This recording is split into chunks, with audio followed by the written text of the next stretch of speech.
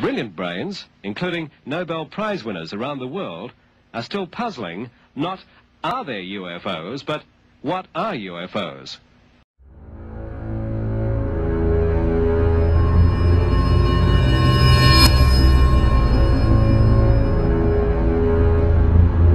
Since the beginning of time, some ancient mysteries have never been solved. To take an unforgettable journey where no one has dared to go for thousands of years. Until now. Without feeding the fires of war, without repeating the mistakes that man has made in extending his writ around this globe of ours, there is no strife, no prejudice, no national conflict in outer space as yet, say the moon. Why choose this as our goal?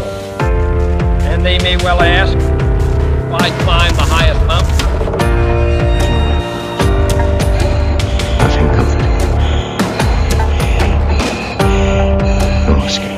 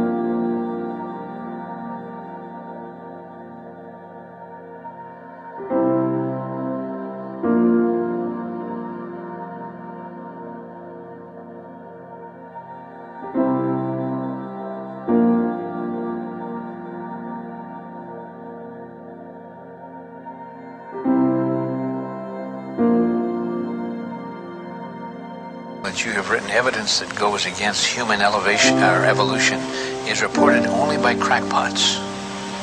Now this is one of the standard techniques that the scientific community tries to use against anybody that reports something that goes against their ideas. They try to label them in a derogatory way without actually discussing the facts.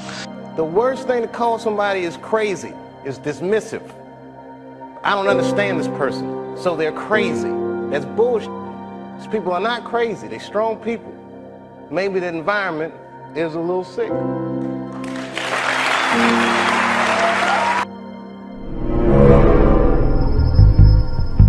There are people who believe that they have a God-given right to rule over others. They believe that their outward appearance is superior to all others. They harbor selfish ambitions to be rich and to have power over what they describe as common people.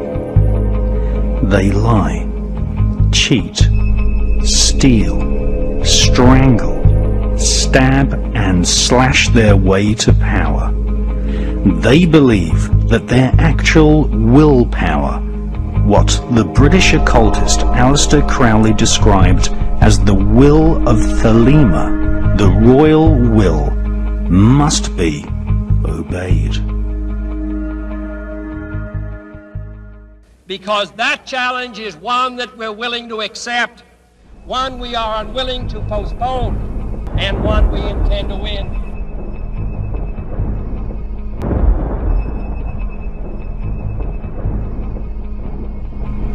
The conspiratorial view of history is the correct view of history. Conspiracy to grab property, conspiracy to make illegal profits, and conspiracy to assassinate has been the driving force behind the royal political elite for thousands of years. It is the world that has been pulled over your eyes to blind you from the truth. He should be well punished for his sins. What truth? The punishment prescribed by law is terrible indeed. If the executioner takes care to exact the extremity of pain. He is no ordinary traitor. Tell Richard Topcliffe to create some new device. The so-called royal family which triumphed is basically German. They are seated on almost every throne in Europe. They are the Saxe-Coburg-Gotha-Battenberg bloodline, which often intermarries with the Hesse-Kassel German nobility and claim Jewish descent from the royal house of David in ancient Israel. Some group that we should know what they're doing because they are so influential, and when they enter into private or secret or unwritten agreements among themselves as to what they're going to do to influence politics and influence banking, they in fact do influence politics and banking on the basis of the agreements made at this hotel in Switzerland, Nicole? See you dinner at Boulay. That's where they'll be talking about this, as soon as who are they? Who are they? Oh, they're CEOs, they're former CEOs, they're former politicians. The former chairs of the Fed. Look, they're David There's Rockefeller. a few heads of royal families. Yeah, okay, there might be good ideas that come out of this. Why not share knowledge? Okay. Why not build relationships that at some point in time might be able to help you? Hang on, Nicole. The Queen of Spain, John D. Rockefeller, Google CEO Eric Schmidt, former United States President, which one will be there? Bill Clinton. Let me tell you something. I'll tell you a couple of stories about fraud. The Bohemian Club, did you say the Bohemian Club? That's where all those rich Republicans go up and stand naked against redwood trees, right? I've never been to the Bohemian Club, but you ought to go. It'd be good for you. Get some fresh air. Thousands of government-sponsored experiments did take place at hospitals, universities, and military bases around our nation. The goal was to understand the effects of radiation exposure on the human body. While most of the tests were ethical by any standards, some were unethical, not only by today's standards, but by the standards of the time in which they were conducted. In too many cases, informed consent was withheld. Americans were kept in the dark about the effects of what was being done to them. The deception extended beyond the test subjects themselves to encompass their families and the American people as a whole. For these experiments were kept secret.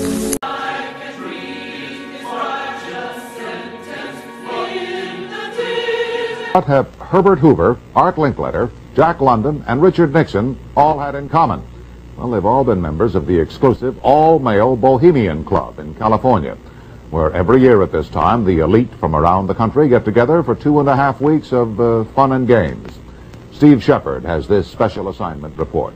More than 2,000 members of San Francisco's exclusive and all-male Bohemian Club have once again descended on Northern California. These men will spend most of the month of July encamped on some 2,700 acres of pristine and privately owned redwood forest. Forest very much like this. The place is called Bohemian Grove, and it's located just 80 miles north of San Francisco. The Grove is the Bohemian Club's summer retreat, and its facilities are hidden beneath lush forest canopy extending south from the banks of Sonoma County's Russian River. For more than a century, the camp has been a place where club members and guests from all across America gather to relax. The retreat is divided into dozens of small camps, the most prominent of which is called Mandalay. Among its members are businessmen like Leonard Firestone and Edgar Kaiser, and political figures like Gerald Ford, Henry Kissinger, William French Smith, and George Shultz.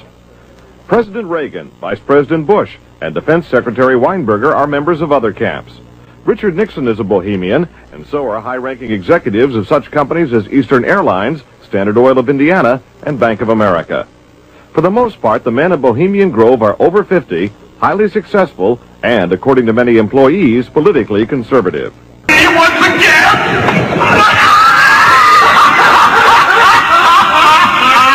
Now believe, flame, which hither ye have brought from regions where I reign, ye fools and priests. They raise their children without love or compassion, breeding each successive generation to be at the head of a military establishment who keep an angered peace by use of fear, surveillance, and war.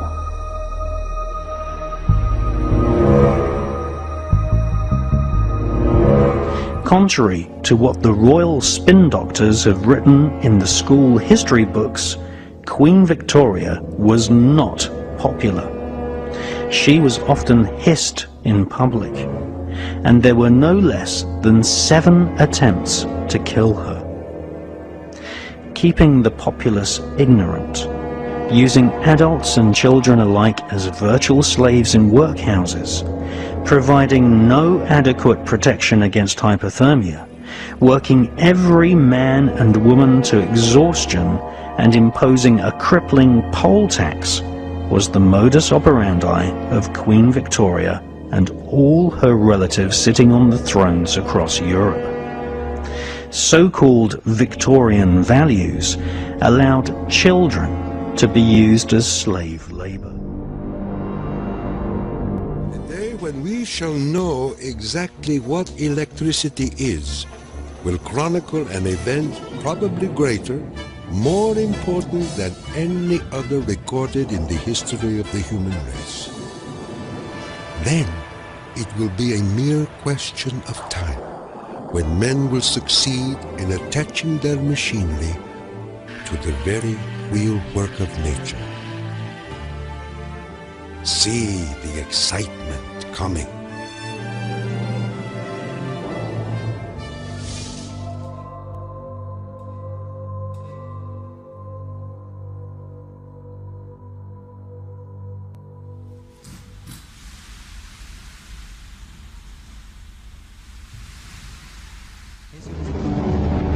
Right now we have the entrenched energy monopolies and cartels. You know, we have OPEC and we have the 7 sister oil companies that control all the oil and energy. But what people have to understand is that the people who run the energy business in this world, which is the biggest business on the planet, turning over $4 to $5 trillion a year, it's bigger than guns and drugs, it's bigger than defense. They control the newspapers, they control the governments. But these companies are so big that they regulate the government, which regulates them.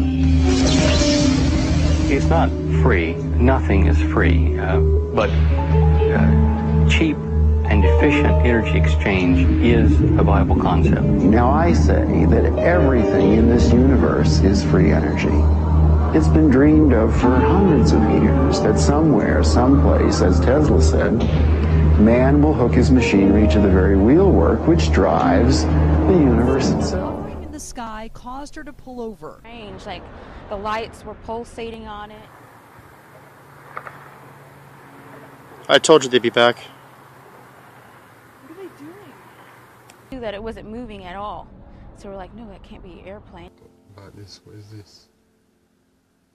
That's mad, babes.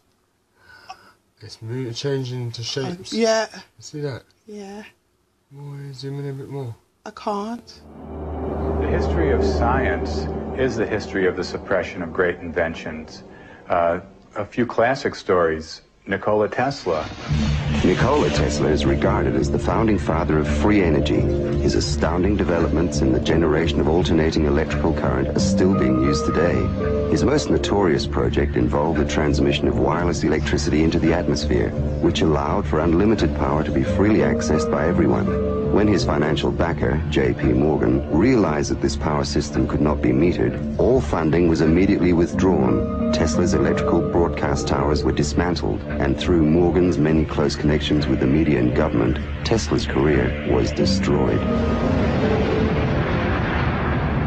In 1977, Bruce De Palma unveiled the first prototype of the N machine, and an electrical generator which uses rotating magnets to generate up to 5 times more power than it takes to drive it. I know about the fact that the Japanese government and the Indian government have ongoing projects to produce end machines for domestic power.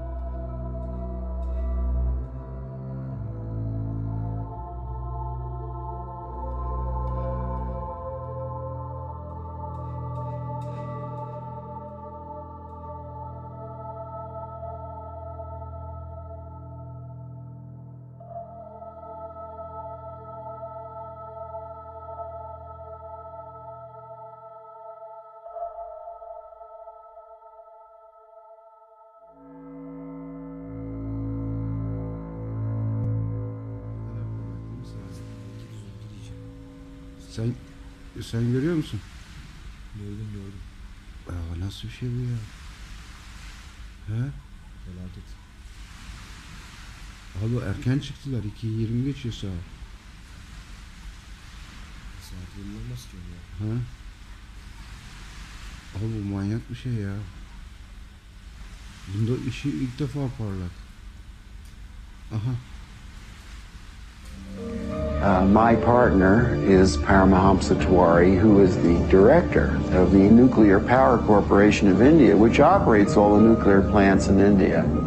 In late 70s, I learned from Bruce De Palma that he had carried out certain crucial experiments by rotating electromagnets.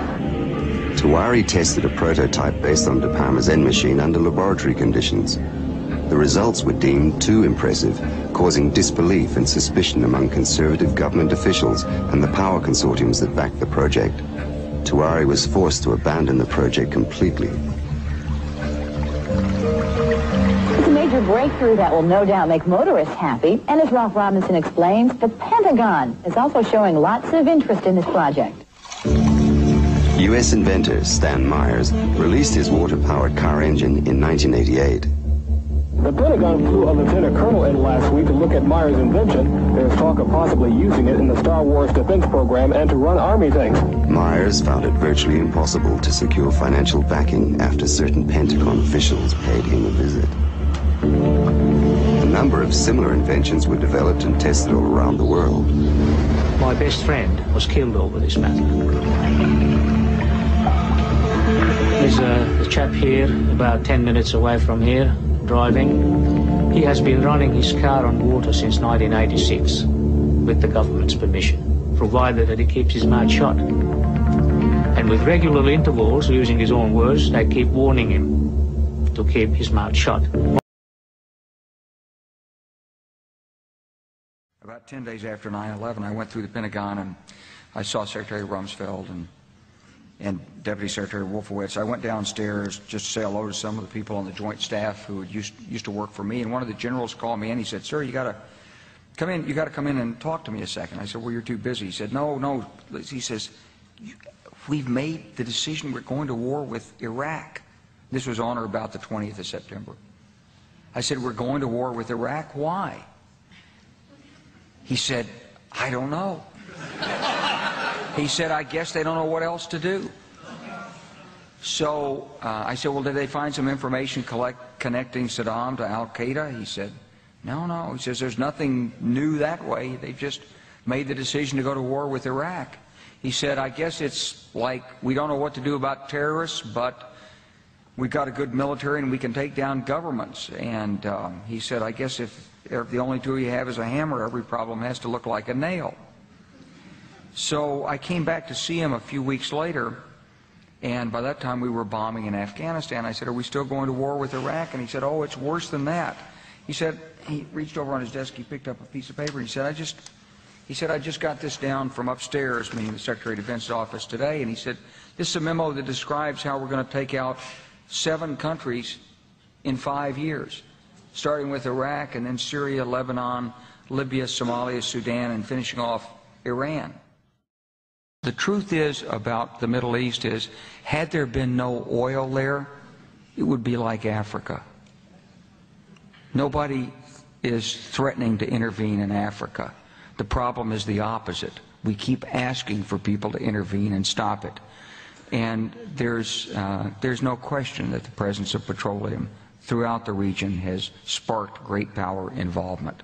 Whether that was the specific motivation for the coup or not, I can't tell you, but there's always been this attitude that somehow we could intervene and use. Howard Dean recently seemed to muse aloud whether you had advanced knowledge of 9/11. Yeah.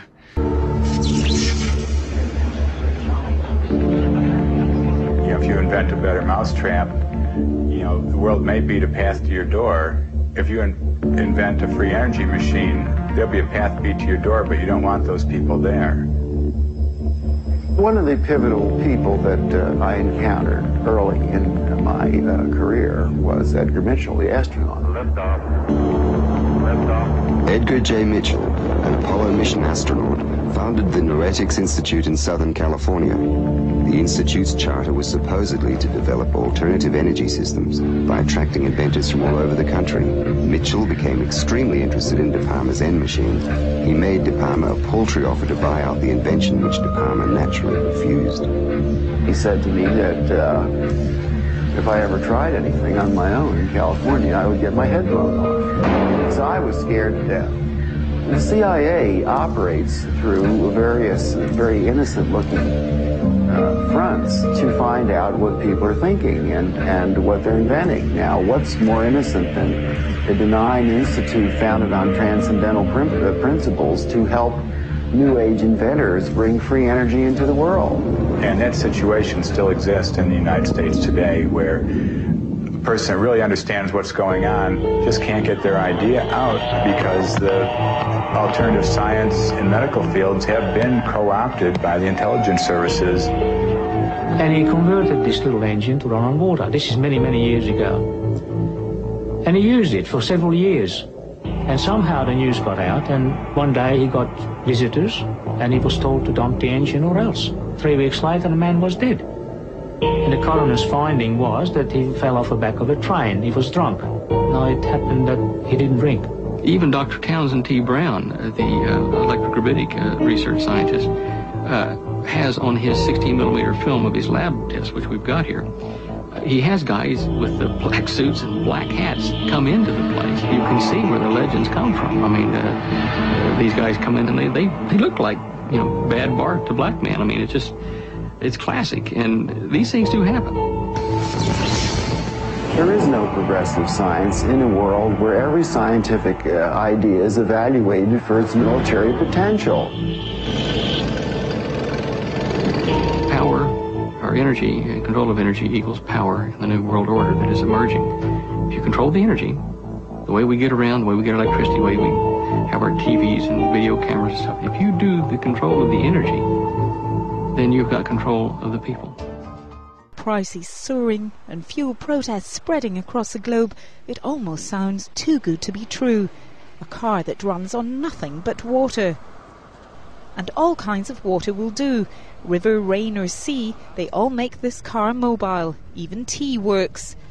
Japanese company Genpax unveiled the eco-friendly vehicle in Osaka. Once water is poured into the car's tank, an energy generator takes hydrogen from the water, releasing electrons that power the car. The main characteristic of this car is that no external input is needed. The car will continue to run for as long as you have a bottle of water inside for you to add from time to time. There's a group called the Disclosure Project.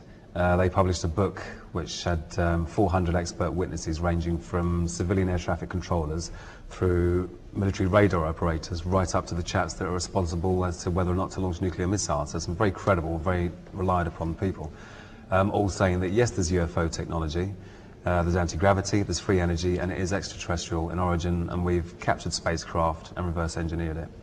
And these are, very solid, reliable chaps in charge of launching nuclear missiles. So. Vertigo Monster, range range is 10 miles now, sir. It's coming down through 200,000 feet. 10 miles, 200,000 feet, thank you. 10 miles from vertical flight, and it's through 200,000 feet.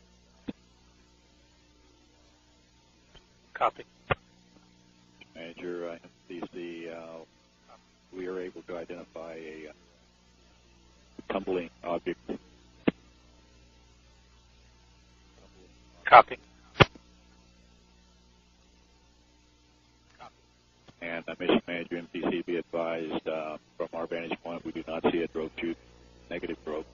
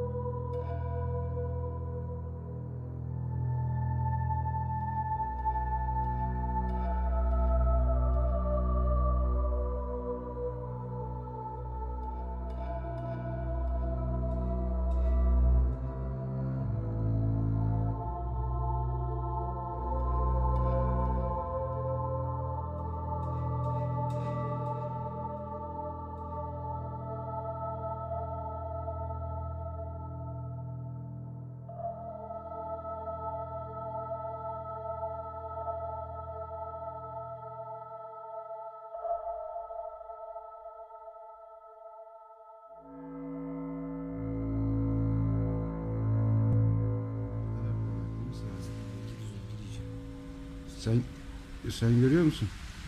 Gördüm. Aa, nasıl bir şey bu ya? He? Felaket. Abi erken çıktılar. 2:20 geçiyor saat. Saat belli olmaz ki ya. He? Abi bu manyak bir şey ya. Bunda işi ilk defa parlar. Aha. He? Tabii ya. Alkan bu ne böyle ya?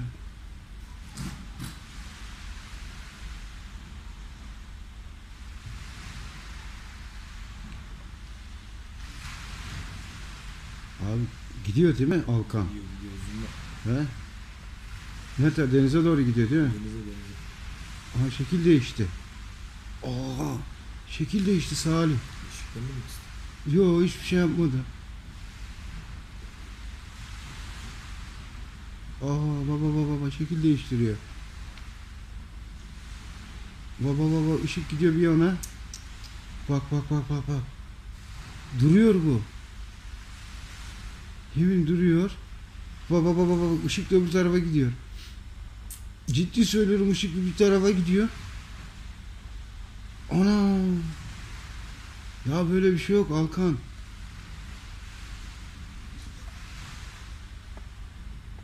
Aa, uzaklaştı bak, fokus oldu. Heh. Bak ışık gidip geliyor. Sence nedir bu Alkan ya? Duruyor ama değil mi daha? Duruyor.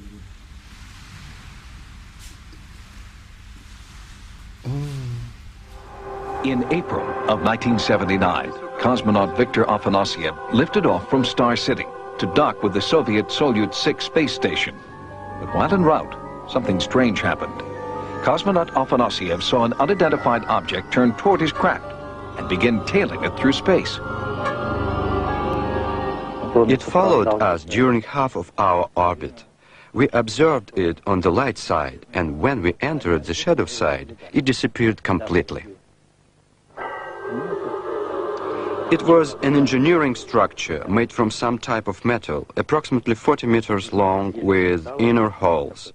The object was narrow here and wider here, and inside there were openings. Some places had projections like small wings. The object stayed very close to us. We photographed it, and our photos showed it to be 23 to 28 meters away. In addition to photographing the UFO, Afanasyev continually reported back to Mission Control about the craft's size, its shape, and position. When the cosmonaut returned to Earth, he was debriefed, told never to reveal what he knew, and had his cameras and film confiscated. Those photos and his voice transmissions from space have never been released. One of these people was a NASA photographic expert, and she said that in Building 8 of Johnson Space Center, they regularly airbrushed out images of UFOs from the high-res satellite imaging. Dr. Story Musgrave is a veteran of 5 American shuttle missions who has seen and photographed several unidentified flying objects in space. Dr. Musgrave does not believe they are craft from another planet. On 2 of my missions, and I still don't have an answer, I have seen a snake out there, 6, 7, 8 feet long. It is rubbery because it has internal waves in it, and it follows you for a rather long period of time. The more you fly in space, the more you see an incredible amount of things out there, and that sort of brings to you really a certainty that other living creatures are out there. Some incredibly primitive, more primitive, some just proteins coming together, amino acids, and some just single cellular organisms, and other civilizations have been around for a million years that are doing unimaginable kinds of things. Cosmonaut Afanasiev believes that the UFO he sighted and photographed in 1979 was evidence of just this kind of distant, superintelligent civilization. Does the United States have similar evidence that they're also hiding? No, I'm sure they would divulge it. That's what NASA's all about. It's about. During my flight on Gemini 4 in 1965, I saw an object in space fairly close to our spacecraft that I could not identify. It looked to me like maybe the upper stage of another rocket. I tried to take some pictures of it, but unfortunately the pictures did not come out properly. We never were able to identify what it was, and all of our ground radar tracking data indicated that there shouldn't have been another object anywhere near us at the time.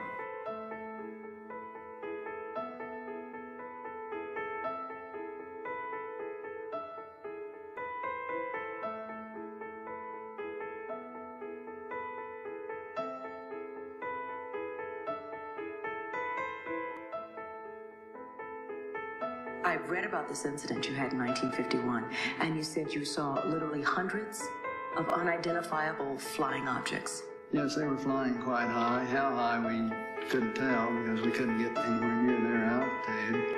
But they were either very large craft way up or smaller craft still well above what we could get to. For a day and a half, all of this happened, but then no one wanted to talk about it.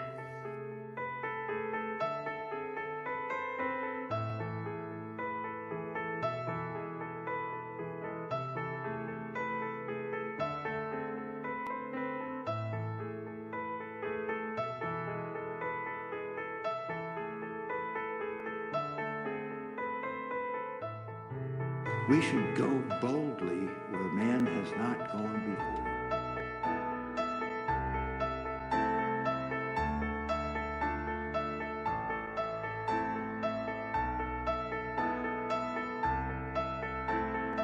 Control Houston, we are using the payload bay cameras right now to hopefully catch a glimpse of the Russian space station Mir as it performs an on-orbit burn.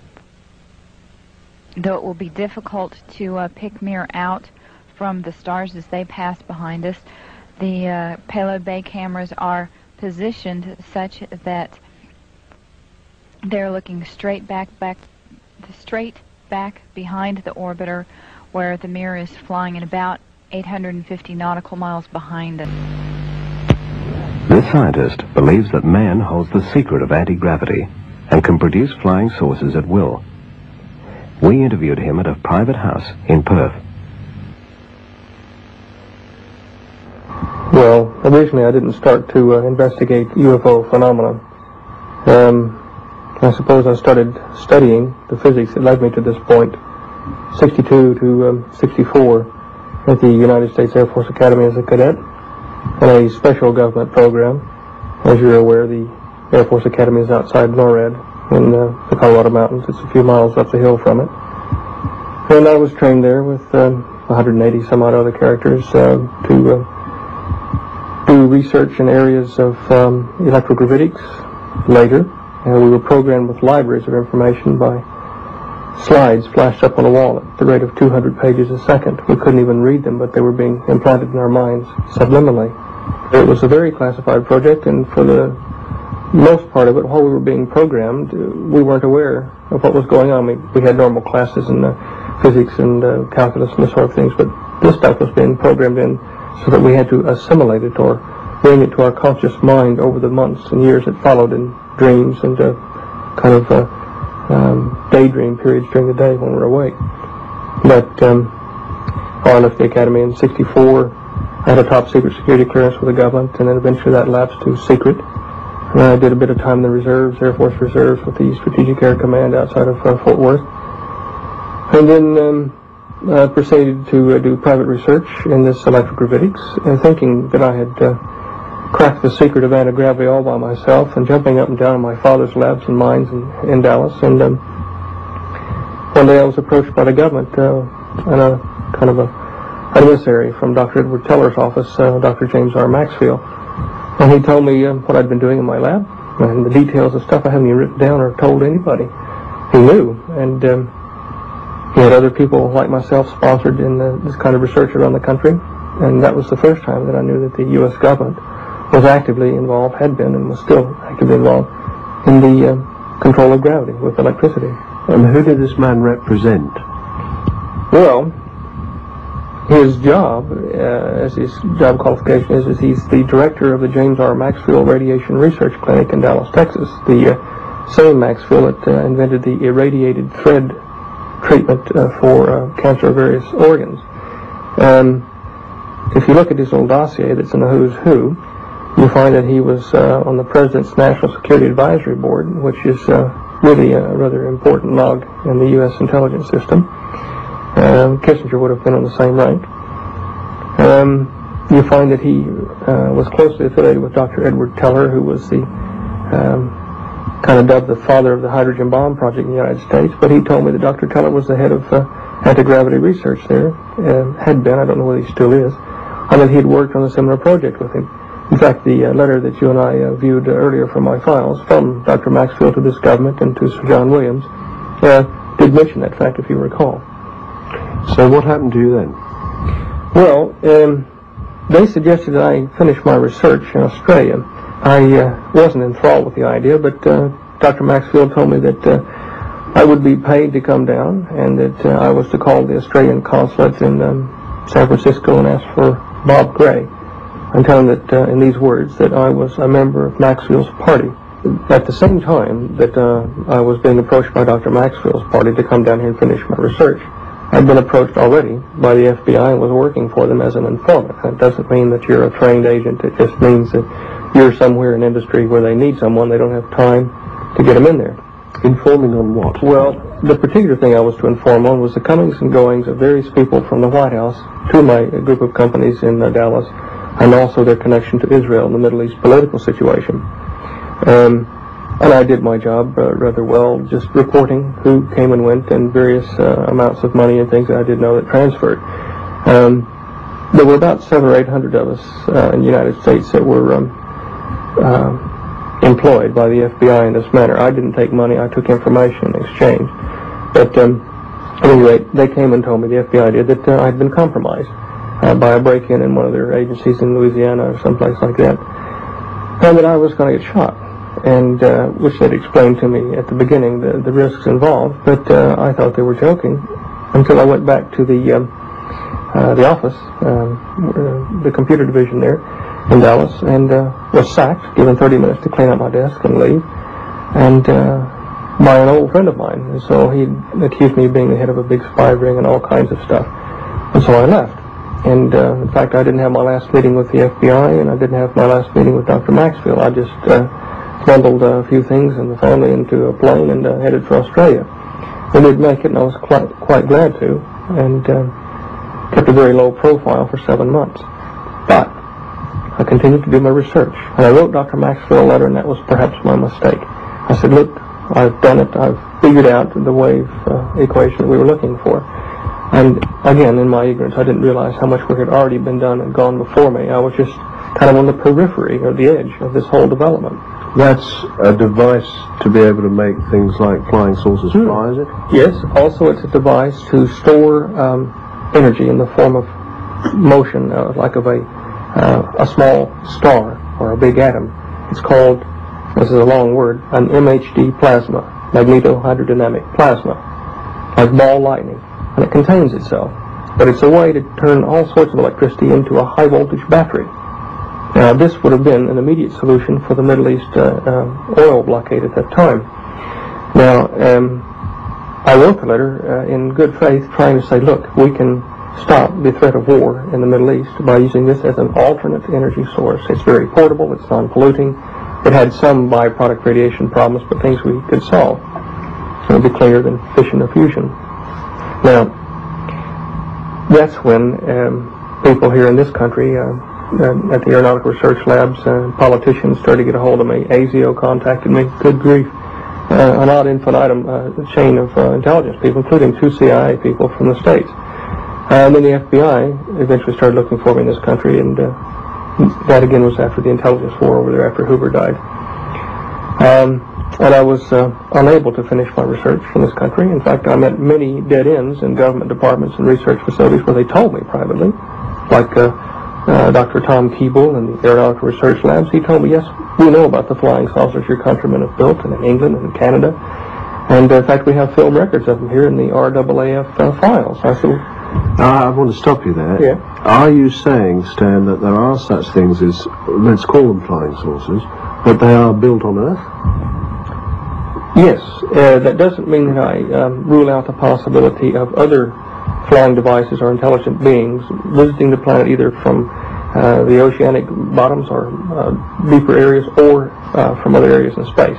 But I am positive that we have the technology, I can even name you the companies and people involved, in making high-speed electric aircraft that do look, strange enough, like a saucer. What sort of proof can one furnish for that? Oh, good grief. The briefcase I've got down here is full of documented evidence that is not all secret. If you go to the records of the New York Herald Tribune, the newspaper, it's now defunct. I think it's being stored in the Wisconsin State Historical Society. Look for November 20th, 21st, and 22nd, 1955. There are 3 articles in the series on anti-gravity and the various companies and people involved in the research in the United States, Japan, Europe. The list is like a who's who of nuclear physics. It was written by Ansel E. Talbert, the science and aviation editor for the New York Herald Tribune at that time. Look, there's time for politics. And, you know, it's time for politics. And, it's an absurd insinuation. There's a shyness and a reluctance on the part of many witnesses, and understandably so, against reporting, because too many have been ridiculed, and many of our viewers have what they feel is a valid UFO experience and have not reported it. By all means, I would say it is your scientific duty to report this, and with the assurance that your names will not be used without your permission.